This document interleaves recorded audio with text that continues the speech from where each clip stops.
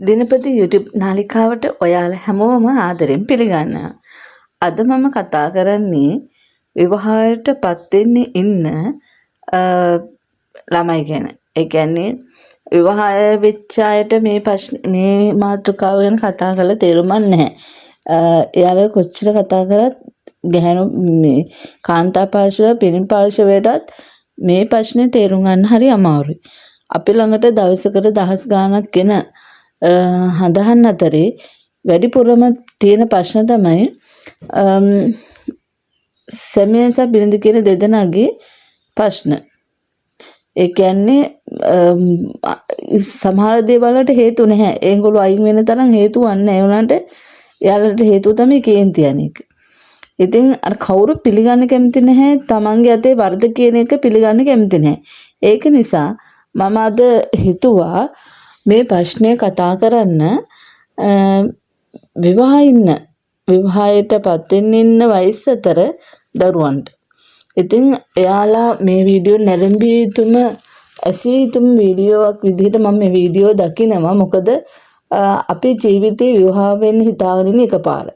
කවුරුවක්වත් දෙපාරක් තුන් පාරක් විවාහ වෙන්න හිතාගෙන නැහැනේ. හැමෝගෙම බලාපොරොත්තුව ලස්සන ජීවිතයක් ගත කරන්න. එතකොට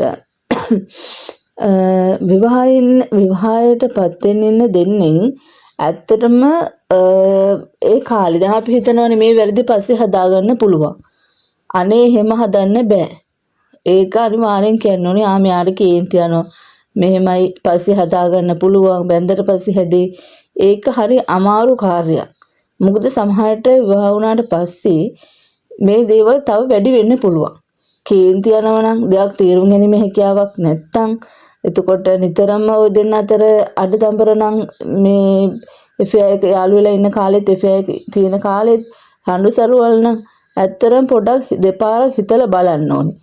මොකද අපි ආදරයට හැංගීම වලට මුල් තැන දෙනව වැඩි. එතකොට Tamanට ගැළපෙනම කෙනාද Tamanගේ දේවල් තේරුම් ගන්න පුළුවන් දෙන්නම හිතන්න ඕනේ ඒක. ආත්මාර්ථකාමීව Taman ගැන විතරක් නෙමෙයි දෙන්නම හිතන්න ඕනේ. කොතනද වරද කොහොමද තේරුම් ගන්නේ ඒ ගැන හොඳ අවබෝධයක් තියෙන්න ඕනේ. අනිත් එක තමයි පිරිමි කෙනෙක් ගොඩක් වෙලාවට ගෞරව කරනවා. ඒ කියන්නේ ආදරෙන් කතා කරනවා නම් ගෞරව කරනවා නම් ඒක තමයි ගොඩක්ම වැදගත්. මොකද මම ගොඩාක් දැකලා මේ අපිට දවසකට ගොඩක් යනවා හඳහන්. මේ වල ගොඩක් අය ගෑනු කට්ටිය කියන්නේ විවාහයටපත් වෙච්ච කාන්තාවන් බොහෝ වෙලාවට කියන්නේ එයාලට ඒගොල්ලෝ පිළිගන්නේ අවධානය දෙන්නේ කියන එක අහන්නේ. එයාලට ඕනේ දෙයක් කියනකොට ඒක පොඩ්ඩක් අහන් ඉන්න පුළුවන් නම් එයාලා පොඩ්ඩක් තේරුම් ගන්න පුළුවන් නම් එයාලට මහා ලොකු දේවල් ඕනේ නැහැ. යාන වාහන ගෙවල් දොරවල් ඒව ඕනේ අර අතන නැත්තම් අතන අඩුපාඩුවක් නම් තමයි ඒගොල්ලෝ අතන්ට හොයන්න යන්නේ. ඒ කියන්නේ මං කියන්නේ ගෙවල් දොරවල් ඕනේ යන වහන නෑ. ඒ උනට යාලා කියන විදිහට ඒක තමයි. යාලා ගැන පොඩ අවධානයෙන් යාලට චුට්ටක් ආදරෙන් ඉන්නව නම් මේ ප්‍රශ්නේ ගොඩක් දුරට ඉවරයි. පිරිමි කට්ටිය අර පොඩ්ඩක් ටික කාලයක් වහුණාට පස්සේ අවුරුදු දෙකක් හොඳට ඉන්නවා. ඊට පස්සේ යාලගේ සාමාන්‍ය හැසිරීමේ යාලා පටන් ගන්නවා.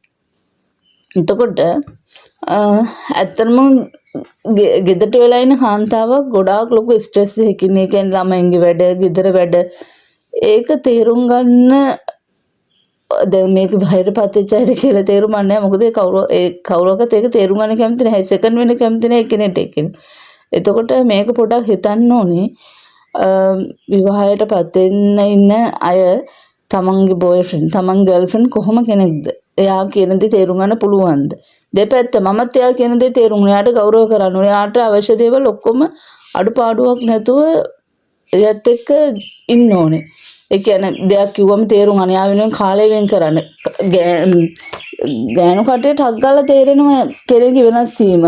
මෙයා වෙනස් වෙනවා නම් ඒක ශනිකව තේරුම් ගන්න පුළුවන්. ගැහණු අය කියන්නේ ඇත්තටම හරි සංවේදී. කේන්ති ගියාට යාව ඉක්මනින් සෙටල් කරගන්න පුළුවන්. ඒ කියන්නේ චූටි දේවල් වලින්. ඒ වුණාට පිරිමි අයව එහෙම නෑ. දෙයක් විහිළුවල ඒක දිගටම තියාගෙන ඉන්නවා. නපුරුකම්ම පෙන්නනවා. එහෙම එපා. එතකොට ජීවත් වෙන්න ඉස්සරහට හරි අමාරුයි.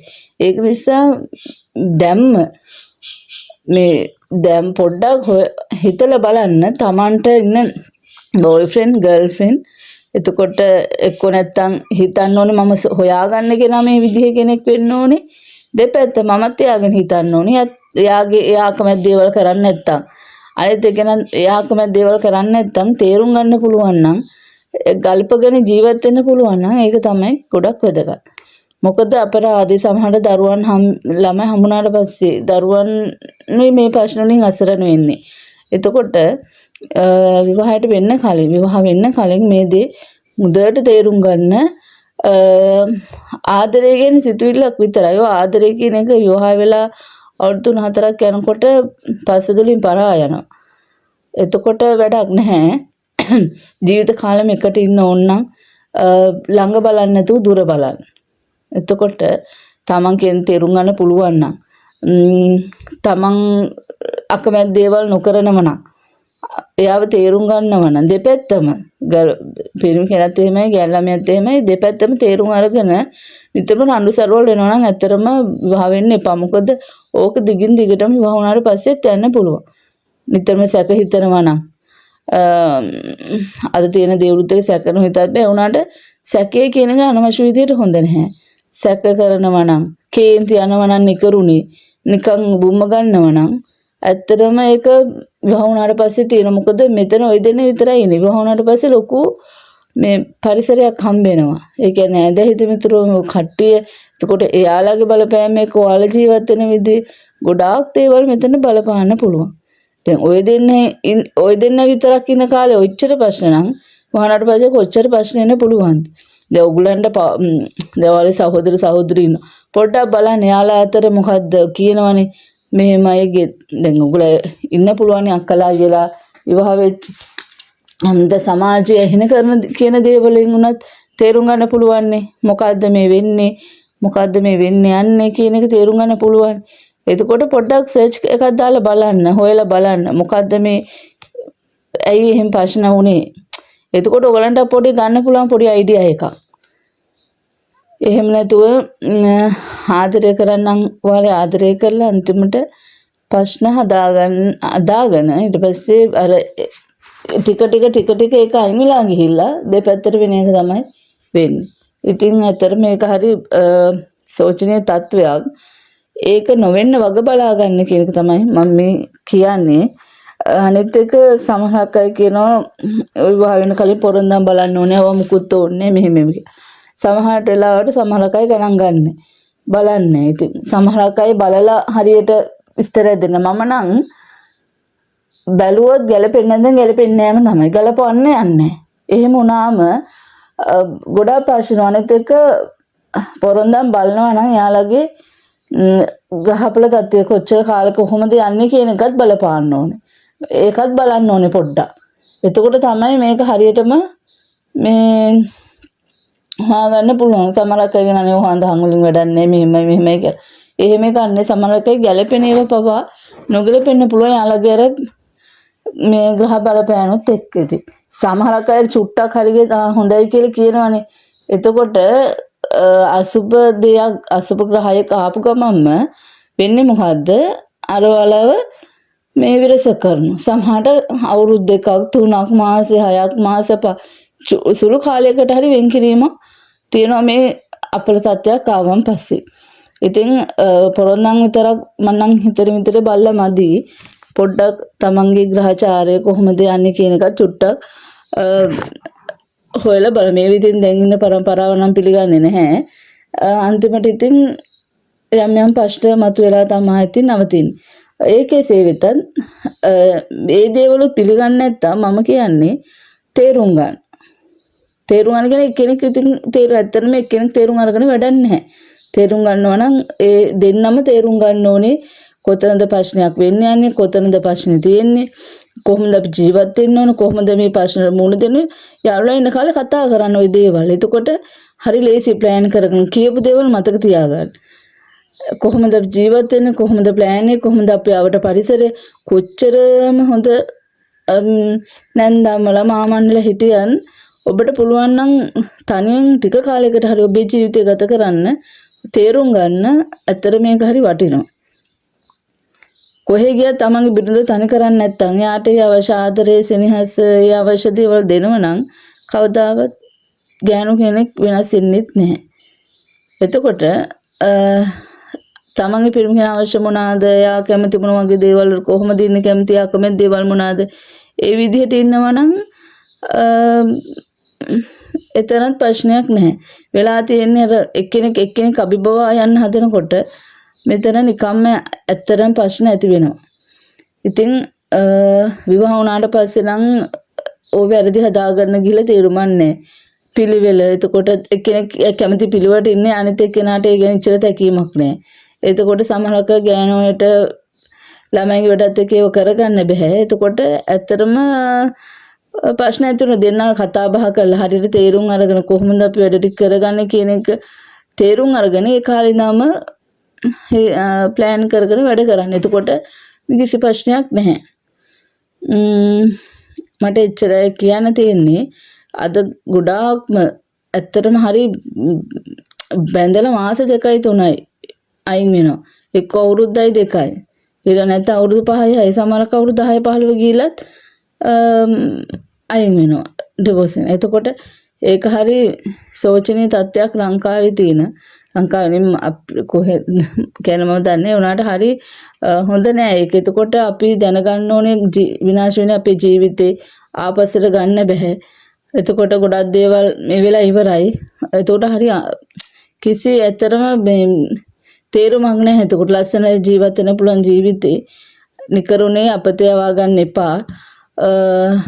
විවාහ වෙනවා නම් ඔබ 3-4 පාරක් කල්පනා කරලා බලන්න, දුර්දිග බලන්න කොහොමද පෞල් පසුබිම ඒ පරිසරය කොහොමද ගැලපෙන්නේ? එතකොට සිතුම් පැතුම් කොහොමද හැමදේම ඇත්තටම කවුරුවක් කිව්වට මෙතනදී භාවන ආදරේ විතරයි වැදගත් කියලා උනාට එහෙම එකක් නැහැ. ඒක තේරෙන්නේ විවාහ වෙච්ච අයට තේරෙනවා ආදරේ විතර දෙන්න මුල් වෙන්නේ කියන එක. ඇත්තටම අවංක ආදරේ තියෙනවා නම් කිසි ප්‍රශ්නයක් නැහැ. ඒක වෙන්නේ නැති එකයි නිතර තියෙන ප්‍රශ්නේ. ඉතින් මේක දෙපැත්තටම පොදුයි. කොතන වරද වුණත් තේරුම් ගැනීමේ හැකියාව අනිත් එක්කෙනාට ගෞරව කරන එක අනිවාර්යයෙන් මේක වැදගත්. ඇත්තටම කතා බහ කරන විදිය අනිත් ඉස්සරහාට කතා කරන විදිහේ දේවල් වුණත් හරි වැදගත්. අනිත් ඉස්සර තමන්ගේ අඩුපාඩු කියනවා කවදාවත් එයත් එක්ක ජීවත් වෙන්න හිතන්න එපා. මොකද කෙනෙක් තමන්ගේ අඩුපාඩු තියෙන එක තමන්ට කියන්න ඕන. වාගේ මෙහෙම දෙයක් තියෙනවා අපි මේක හදාගමු මෙහෙම කියලා කතා කරන්න ඕන. අනිත් ඉස්සරහා කෙනෙක් වැරදි කියනවා නම් අපස්ථාවට පත් කරනවා නම් බයිනවා නම් ඇත්තටම දැන්ට උනත් ඔයාට ඒක තේරෙනවා නම් කොයිම වෙලාවකවත් එයා විවාහ කරගන්න හිතන්නවත් එපා. මොකද ඒක හරි බරපතල තත්ත්වයක්. ඒකට හමාර විදිහට හිතරේ දරුම්. ඒ කියන්නේ ඒක දන්නව ගොඩක් කට්ටිය. අනිත් තව කෙනෙක් ඉස්සරහ තමන්ගේ වැරද්දක් කියනවා නම් තමන් අපහසුතාවයට පත් කරන්න උත්සාහ කරනවා නම් කොච්චර කේන්ති ගියත් එහෙම වෙන්න බෑ.